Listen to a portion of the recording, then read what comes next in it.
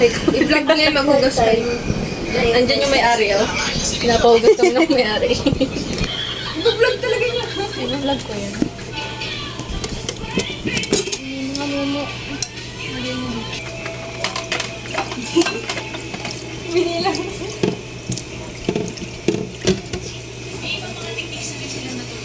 Ako, syempre na... Uy, ako na ako. Sabi mo, hindi ka nagsasabon. Ako na masabon. Ako na masabon. Mo naman siya. No, I'm not. Ano, right? Paano ba? Para ulit naman. Gaganyanin ko din guys sa bahay. Hugas kayo. Dadamihan ko yung plato, servings. Kahit hindi kailangan.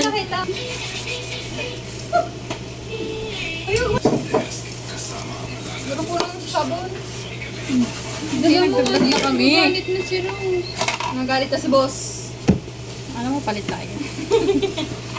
Yung mga nanonood, hanggang ano lang, Ay! nood lang, okay? Kaya pala naghuhugas siya kasi may vlog. Oh, dapat si Doreen ang nagbabalnaw nito. Ilabas niyo yung Ate Josh, you can do it.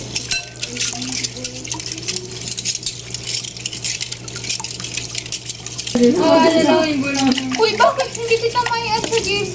Ng PIC? Hindi na ka kasi. Hindi na kita. What will you say about the Ikaw magalit sa'yo. Ikaw Ikaw nga sana ako sa'yo nung pinipilit mong gamitin yung flash drive. Di wala nga yung video natin.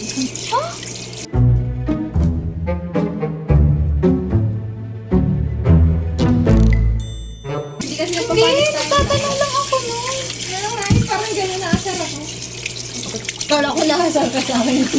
Pinipikon kasi doon. Ako ang nainis sa'yo kahapon. Kaya pag hindi yan agad nag-reply kahapon din doon.